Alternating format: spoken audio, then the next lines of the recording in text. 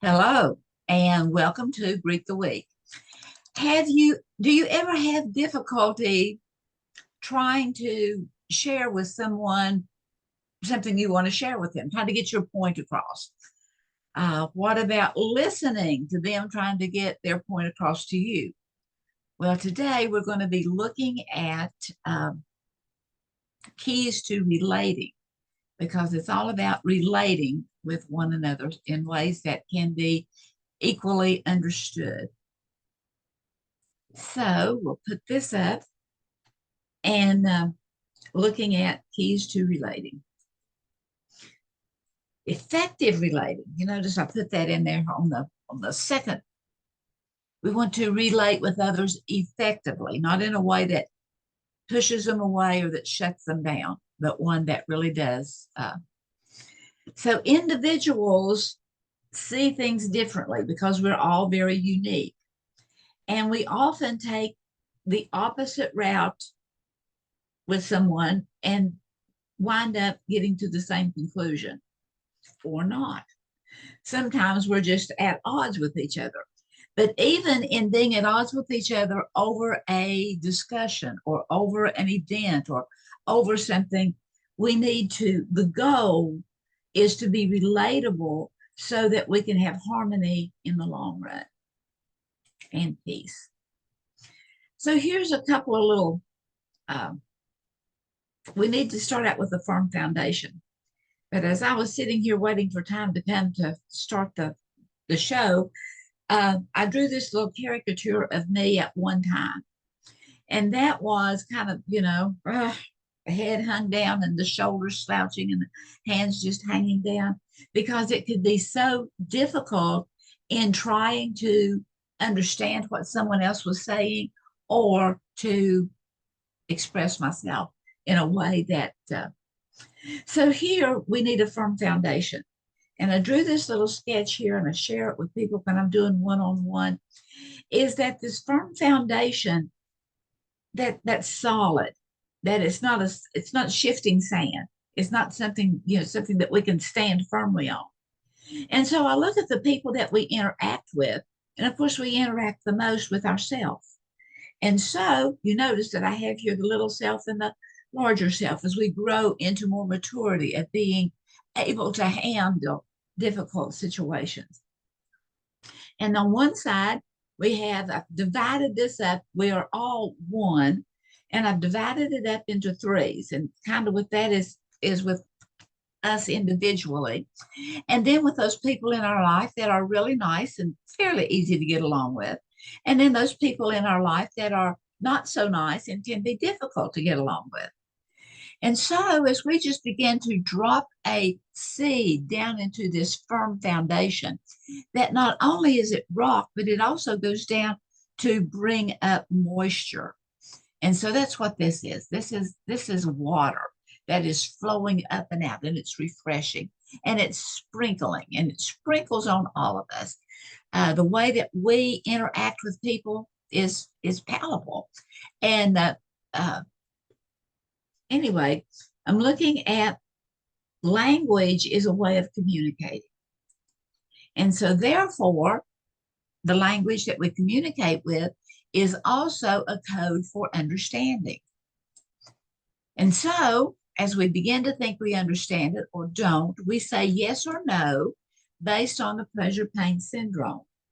What we want in life is as much success and happiness and good times and understandings as much as we can while trying to avoid pain and frustration.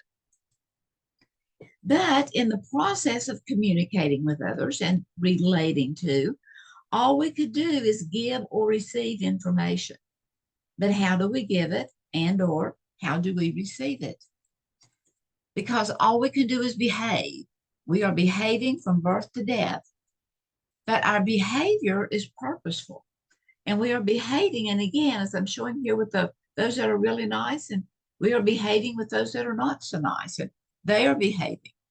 And all of our behavior, whether it is us individually or whether it is those that we are engaging with, all of our behavior is for a purpose. Whether we can verbalize it or not, it's for a purpose. And the answers are within, as a matter of fact, if we just begin to look for them. So Dr. William Glasser, psychiatrist, said that with rare exception, all human misery is a result of failure to relate with those important people to us. That we have these important people in our life, and sometimes we may not think the person is so important. Sometimes we may think that next door neighbors are a big deal, they live next door to us. Sometimes we may think that coworkers are not so important to us, but they really are. It is that need to work together, to understand the mission of the job, of the position, to be able to work together and to render the product that we was hired to do, and to have peace and harmony. And so the foundation of people skills is about valuing the individual, or the individuals, plural, no matter how many there are, is to value that we all have a purpose, and that everything in this world requires people. Even if we are living in a hut somewhere, everything requires people. I mean, the loner may be the loner, but it still requires people. Most everything is about people. That no matter what it is, we could be on a journey somewhere and we think we're climbing a mountain all alone, but yet there was something that produced the trails on which we trod, that produced the highways on which we traveled. There's something, everything that we wear, everything that we have, someone, somewhere, in some country, under some way, has produced those things. And so I thought we would just look at 3 keys to improve on how, or to understand how we can relate with life and with others. So key number 1 is meditate. Meditate and medicate both have the same root word. Whether we're, taking the aspirin, or whether we're whatever, that meditation, it has the same root word, which is to heal. And who among us does not want to be whole and healthy? And so meditating is a spiritual term for think about it. To think about it. Rather than just have a knee-jerk reaction to things, to think about it. To consider before you take action, or before you speak. To focus on what is important. That's what is meaningful, what is needful, what are some of the needs of life that you need either to receive or to share. And gardens, or the outdoors, is a great place to meditate, because they create an aesthetic value. That whenever we're out in nature, we can experience nature, from the gnats, oh gee, thanks a lot, to the wildlife, to other people, to the flowers and the trees and the atmosphere. It is just such a great place to have that aesthetic value that can be so calming and so refreshing when we allow it to. And gardening experts declare that composting is the secret ingredient to beautiful lawns and lush vegetation. But what is that compost? Well, compost is those things in life that we throw away. It's those things that rot, those things that are no longer useful. It is used to nurture those fledgling plants to sustain and grow. So compost, what is it made of? It's made of garbage, the discards of life, things seen as having lost their value, as rotting, as not being important. And in time, that compost becomes humus. And humus is what goes in to the expert gardener's secret to beautiful lawns and lush vegetation. Humus, human, humanity. So all of these words have the same root word, which is hum. Hmm.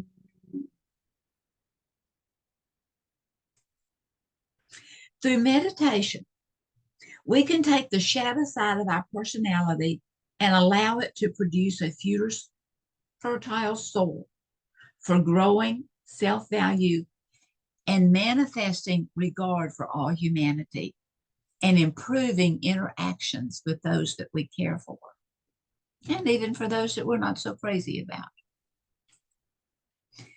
Bird Talkers, in their album One, the chorus says, underneath what's detectable with eyes, every particle is vibrating with the one life. And whenever you go outside and just enjoy being outside and looking up at the sun, moon, and stars and the planets and the birds flying in the air, what a wonderful way it is. And it's vibrating. All of life is vibrating with life. So what about our shadow side? Well, our shadow side is that part of us that we refuse to see about ourselves and we do not want others to see. So key one, from my point of view, is to meditate.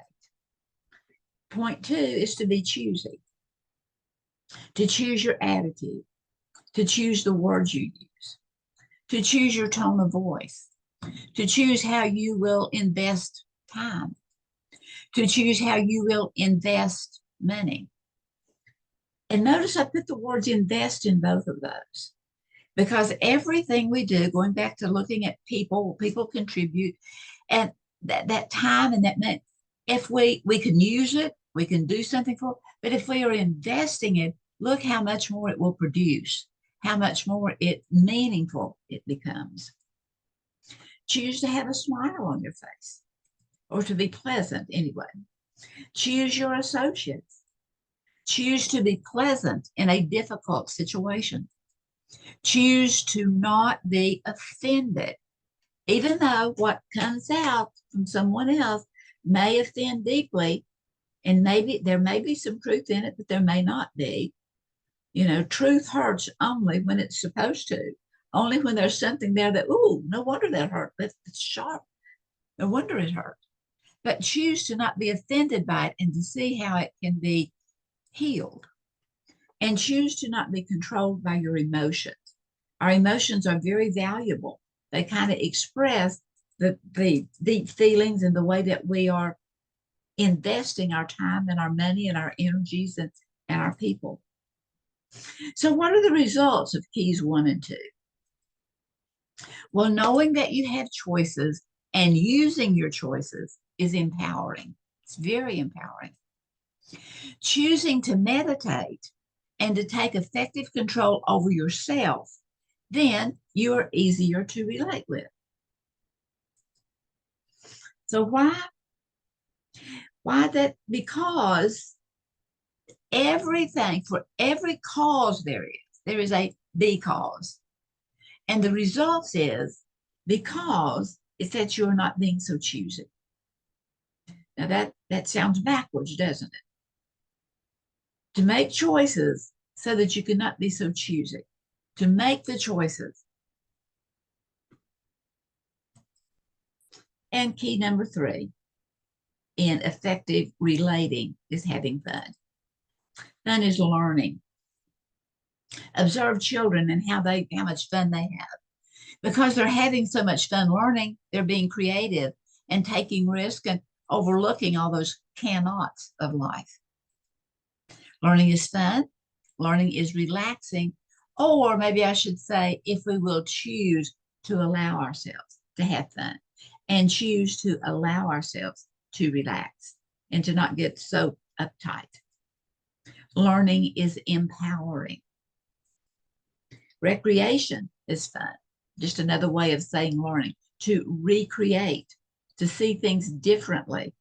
And so therefore, going back to the fact that we're trying to get to an even conclusion with each other, we may get there from 2 different directions.